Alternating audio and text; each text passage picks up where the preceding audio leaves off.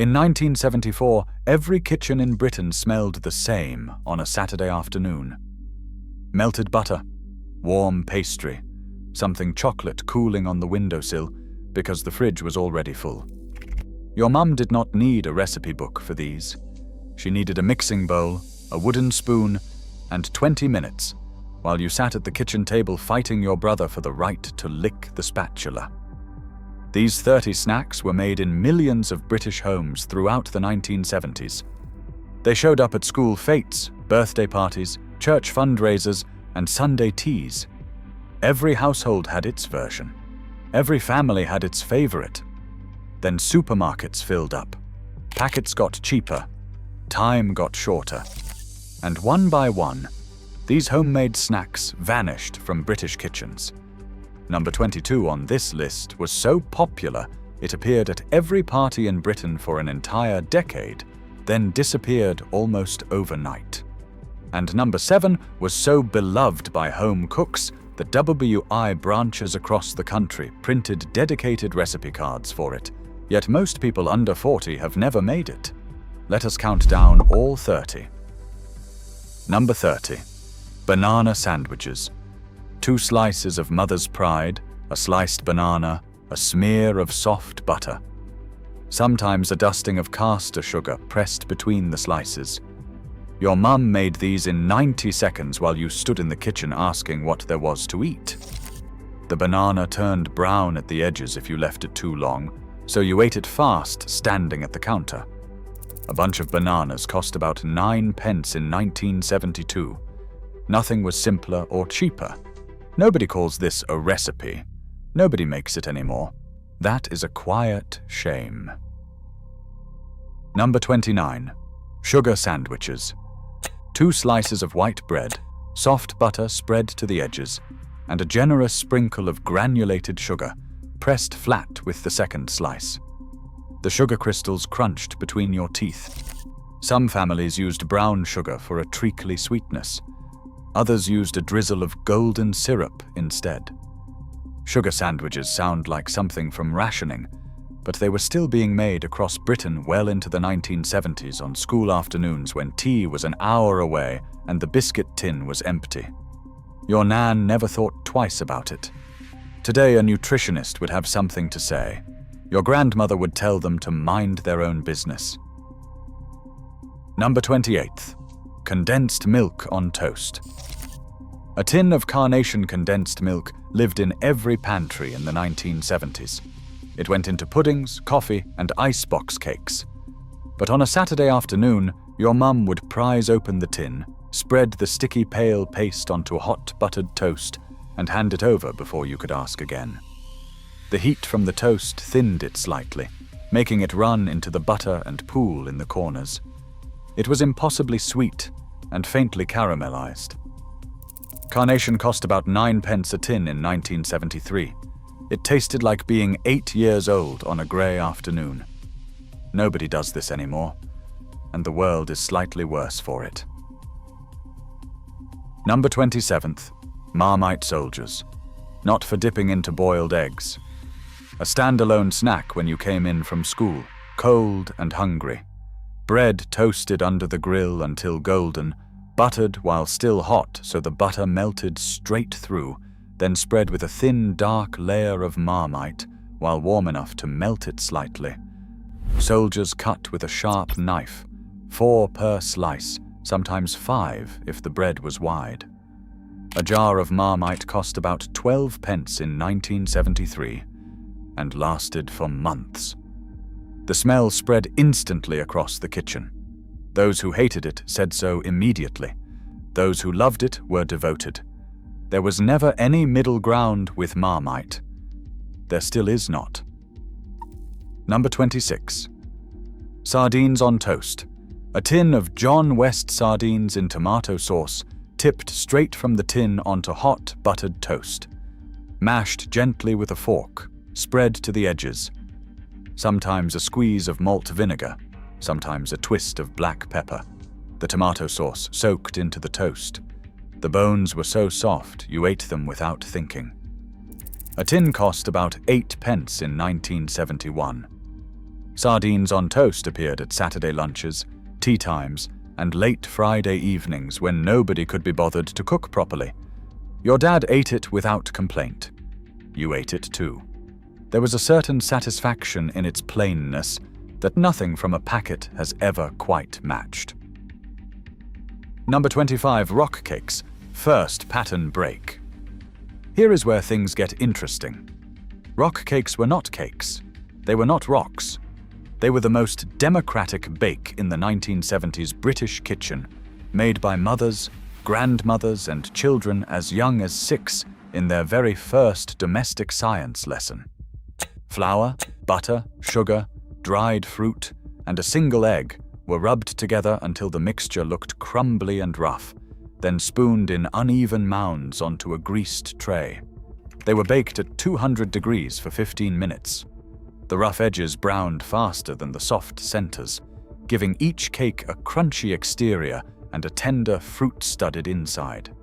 A batch of 12 cost about 4 pence to make in 1974. Every Women's Institute cookbook had a rock cake recipe. Every school tuck shop sold them. Every church fete had a pile on the cake stall. Then Mr. Kipling arrived with French fancies and Battenberg in cellophane wrappers, and rock cakes all but disappeared from British kitchens overnight. You can still find them in motorway service stations, hard as the name suggests, and bearing no resemblance to what your grandmother made. The difference is genuinely humbling. Number 24, homemade bread pudding. Not bread and butter pudding, which has made something of a comeback. Old-fashioned bread pudding. Stale white bread soaked in water until it turned to mush, squeezed dry by hand, then mixed with suet, brown sugar, dried fruit, and mixed spice, pressed into a greased tin and baked for an hour until the top set dark and firm. Cut into cold squares that kept for days. The spiced fruit and suet tasted like Christmas all year round. Stale bread cost nothing. A bag of dried fruit was about 8 pence in 1975.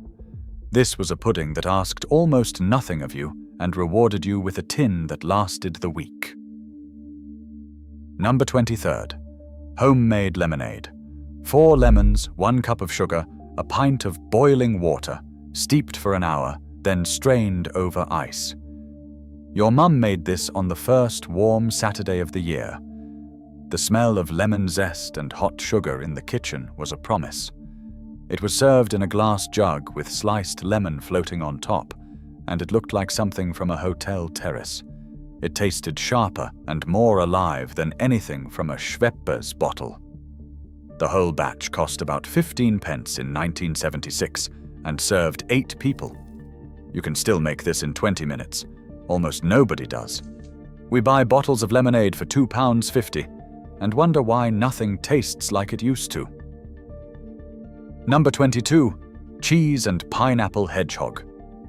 Here it is, the undisputed icon of British entertaining in the 1970s, the snack that appeared at every birthday party, every Christmas gathering, and every school social for an entire decade before vanishing almost completely.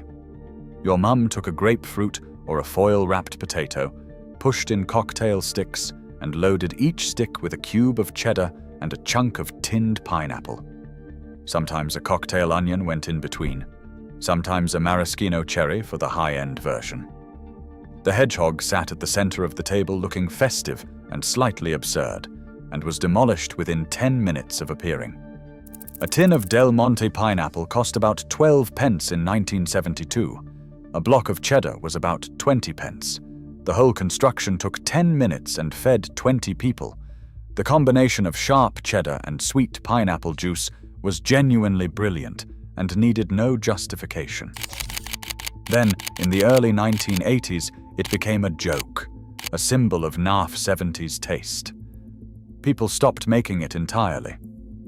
But here is the truth. It was delicious. It was practical. It cost almost nothing. The joke was on us. Number 21st, blancmange. That distinctive wobbling shape came out of a fluted mold, pale pink or white.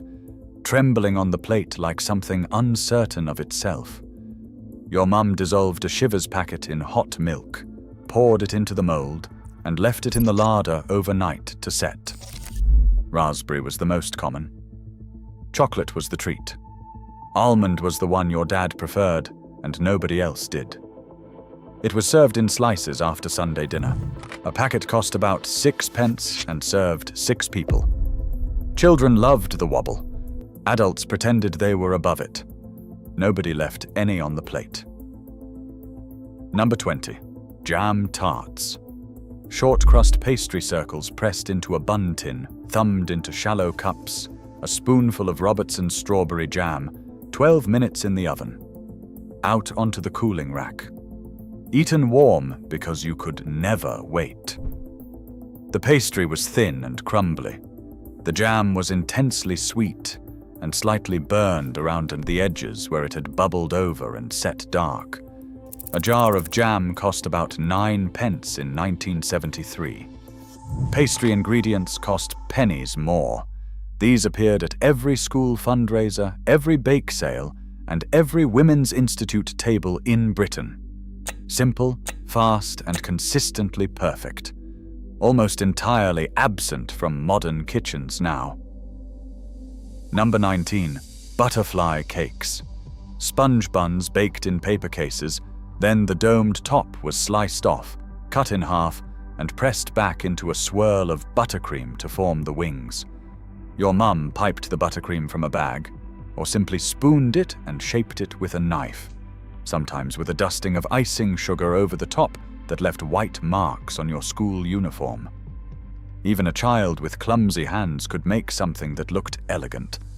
A whole batch cost 8p in 1975 and filled a tin. These appeared at every school cake sale, every birthday tea, every church fundraiser. They were replaced almost entirely by cupcakes with thick, swirled frosting, which take twice as long and taste half as good. Number 18. Toffee apples. Second pattern break. Let us talk about what making a toffee apple actually required, because this was kitchen alchemy your mum performed without a thermometer, with both hands occupied and a child pulling at her apron. Wooden skewers were pushed into the cores of 6 Cox's apples, polished dry on a tea towel, and set aside on greased paper. In a heavy saucepan, butter, golden syrup, and brown sugar bubbled together without stirring while she watched and waited, testing by dropping a small amount into cold water until it cracked clean and brittle. Then each apple was dipped fast, swirled once to coat evenly, and stood on the paper to set hard. 6 apples cost about 12p in 1971. Here is what nobody tells you. That window of perfect hard crack toffee, where the mixture is hot enough to coat without burning, lasts about 90 seconds. Too early and the toffee slides off the apple.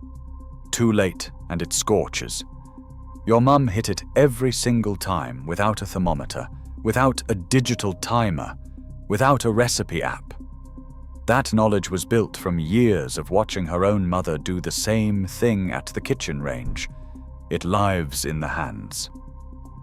It is almost entirely gone now. We buy the sad plasticky versions at Halloween and call it close enough. It is not close enough. Number 17. Chocolate cornflake cakes. The first bake you ever made entirely by yourself. Butter and golden syrup melted together in a saucepan. Cocoa stirred through off the heat. Cornflakes folded in until every flake was coated, then spooned into paper cases and left on the kitchen counter to set. No oven required. A packet of cornflakes was about 14p in 1974. The whole batch of 12 cost roughly 20p. Start to finish in 12 minutes. Washing up, 1 saucepan and a wooden spoon. These appeared at every school fete in Britain throughout the 1970s. Today they are considered something only very small children make, which is a shame, because they are still quietly excellent. Number 16. Rice Krispie cakes. The cousin of the cornflake cake, slightly more refined in texture, slightly less forgiving in timing. Milk chocolate melted with a knob of butter in a Pyrex bowl over simmering water, folded through puffed rice, then spooned into paper cases with a single Smartie pressed into the top while still soft. Too much heat, and the chocolate seized. Too little, and it never set properly. Set in the fridge for 20 minutes. A bar of chocolate cost about 5 pence in 1976. The whole batch cost under 15 pence. Nobody makes these at home now. They come in boxes of 6 from the supermarket bakery, wrapped in cellophane, and they taste like cardboard in comparison. Number 15. Coconut ice. Pink on one side, white on the other. That was not decoration. That was structure. Your mum mixed icing sugar and desiccated coconut with condensed milk until a stiff paste formed, divided it in two, colored one half with drops of pink food coloring, then pressed both halves into a lined loaf tin and refrigerated until firm enough to slice. The surface was slightly crystalline, the inside soft, sweet, and dense with coconut. It required no cooking whatsoever. A whole batch cost about 18 pence in 1975 and filled a tin that lasted days. Sold at every church fete and school bazaar. Almost never made at home now. Number 14. Peppermint creams. Icing sugar, egg white, and peppermint extract beaten together into a smooth, firm paste, rolled out on a sugared surface, and cut into circles with a small glass. Left to dry on greaseproof paper overnight until a slight crust formed on the surface, sometimes half dipped in dark chocolate for the Christmas tin. The flavor was clean and sharp, nothing like a mint aero, more like a cold breeze on a warm afternoon. Your mum made these every December, wrapped in tissue paper inside a Quality Street tin saved from the previous year. They cost almost nothing to make. They tasted more expensive than anything you could buy. Nobody makes peppermint creams at home anymore, and that is a genuine loss. Number 13. Homemade flapjacks. 3 ingredients and a hot oven. Butter, golden syrup, and caster sugar melted together in a saucepan. Rolled oats stirred through until every oat was coated. The mixture was pressed into a greased tin and baked at 170 degrees Celsius for 20 minutes. The edges set harder than the middle, and that was the point. Cool completely before cutting, otherwise the whole thing crumbled into rubble. Cut too late, and the edges were almost impossible. Your mum knew exactly when. She always did. A tin of golden syrup cost 12 pence in 1975. The whole tray cost under 30 pence, and kept for a week in the biscuit tin. This one still gets made occasionally, but nothing like it used to. Number 12. Lemon curd tarts. Third pattern break. Lemon curd tarts were the test of a proper cook in the 1970s, not because the recipe was complicated, but because good lemon curd required the kind of patient attention that modern kitchens are simply not built for. Your mum made the curd from scratch. 4 lemons, 4 eggs, 4 ounces of butter, 8 ounces of sugar, cooked in a double boiler over barely simmering water, stirred slowly and constantly for 20 minutes until it thickened enough to coat the back of a spoon. Too much heat, and the eggs scrambled, and the batch was ruined. Too fast a stir, and it never thickened. 20 minutes of slow, deliberate work, usually while talking to you about something else entirely. The resulting curd, sharp and glossy and thick as clotted cream, went into blind-baked short-crust tart shells and was eaten at room temperature. A jar of Robertson's lemon curd cost 8 pence in 1974. Your mum's homemade version tasted nothing like it. Here is what food manufacturers understood and exploited perfectly. Make a good enough substitute, sell it cheaply enough, and let modern life get busy enough, and mothers will stop making their own. They were right. Robertson's lemon curd is still on the shelves. Homemade lemon curd tarts are almost gone. We accepted that trade without really noticing we had made it. Number 11. Mock cream. A tin of carnation evaporated milk chilled overnight until almost frozen through, then beaten with a hand mixer until it doubled in volume and formed thick white peaks. Mixed with a teaspoon of vanilla and a tablespoon of icing sugar, it became something very close to clotted cream. Spread on scones at church teas, piped onto trifle, spooned over tinned peaches on a Wednesday evening when real cream was out of the question. A tin cost 9 pence in 1973. Real double cream was 3 times the price, and went off in 2 days. Mock cream held its shape for hours. Served with confidence at the right temperature, nobody ever said a word against it. Number 10. Welsh rarebit. Not cheese on toast, something entirely its own.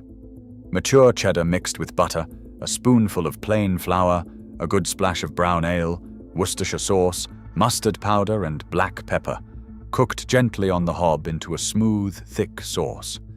Spread onto toast and slid under the grill until the surface blistered and browned in patches. The smell when it hit the grill was extraordinary. Beer and melted cheese and something deeply savory you could not quite name. Cheddar cost about 20 pence for a block in 1975, a 10-minute snack that tasted like it had taken far longer, almost entirely replaced by plain cheese on toast, which is emphatically not the same thing at all. Number 9. Cheese straws. Every Christmas tin in Britain once contained cheese straws alongside the mince pies and shortbread. Grated cheddar and a pinch of cayenne were rubbed into short crust pastry, rolled thin, and cut into narrow strips that twisted slightly as they were laid on the baking tray. 15 minutes in the oven, and they came out golden, crumbly, and intensely savory, with a heat from the cayenne that arrived just after the first bite. They kept for a week in a tin. They were always the first thing to go at any gathering. Bought cheese straws from supermarkets taste of almost nothing by comparison. Making them at home takes 25 minutes. Nobody does it anymore. Halved hard-boiled eggs, known as deviled eggs, had the yolks scooped out and mashed with salad cream, a pinch of cayenne, a squeeze of mustard, and a grind of black pepper. The mixture was spooned back into the whites and the tops dusted with paprika. They were arranged in neat rows on a white serving plate. 6 eggs cost 15 pence in 1974. The whole plate cost under 20 pence, and it served 12. They were eaten within minutes of appearing at any gathering.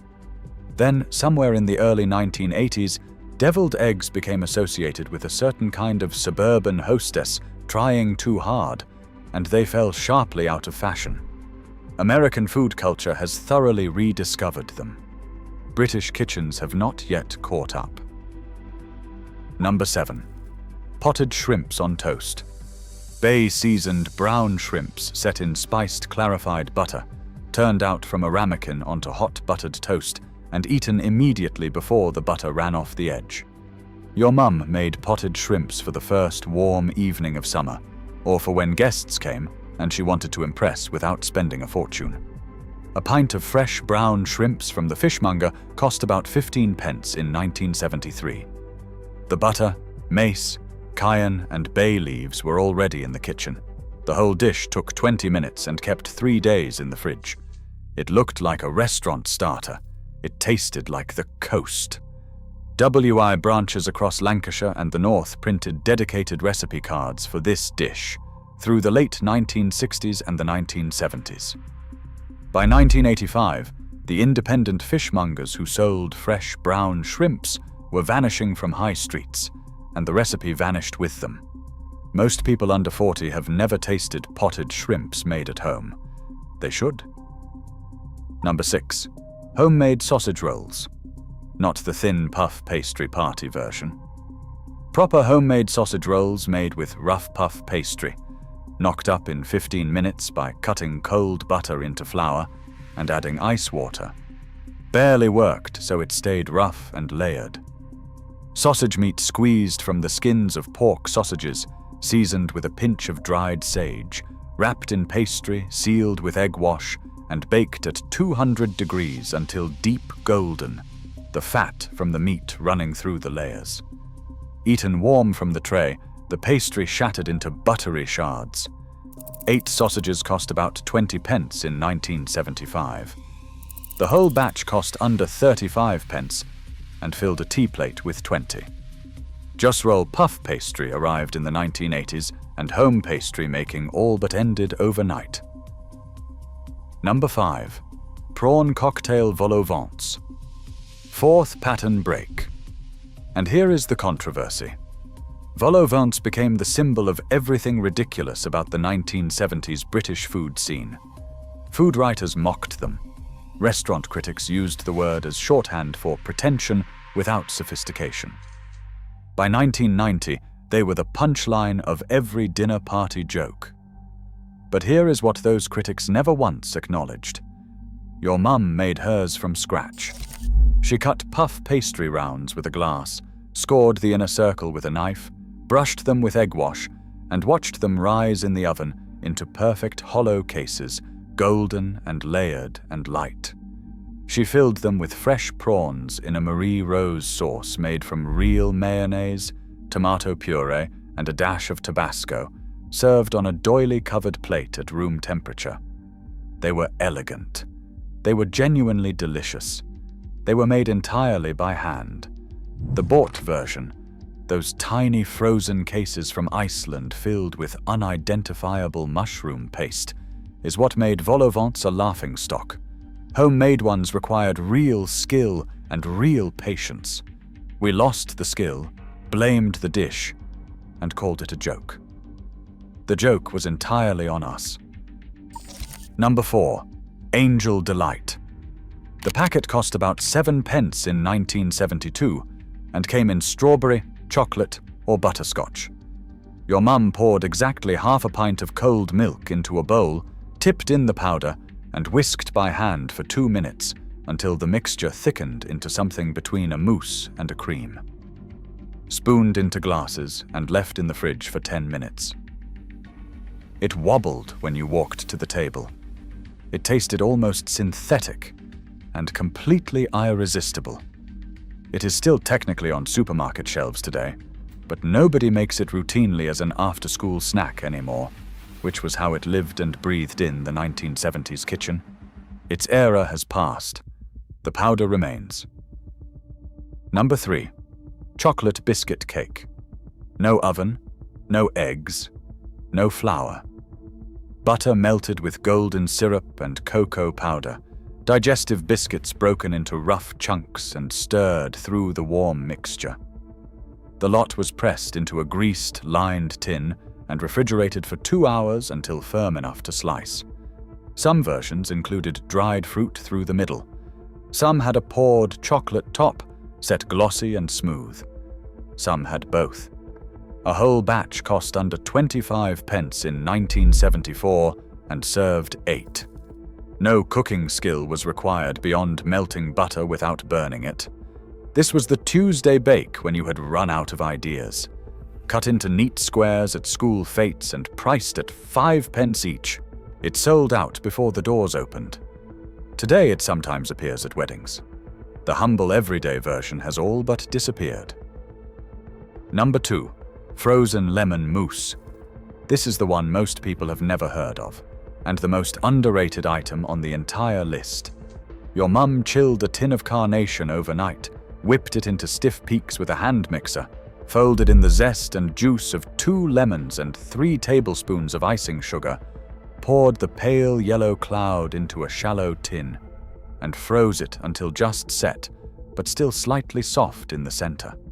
Not ice cream, not sorbet, something between the two, tart and rich and cold and light at the same time.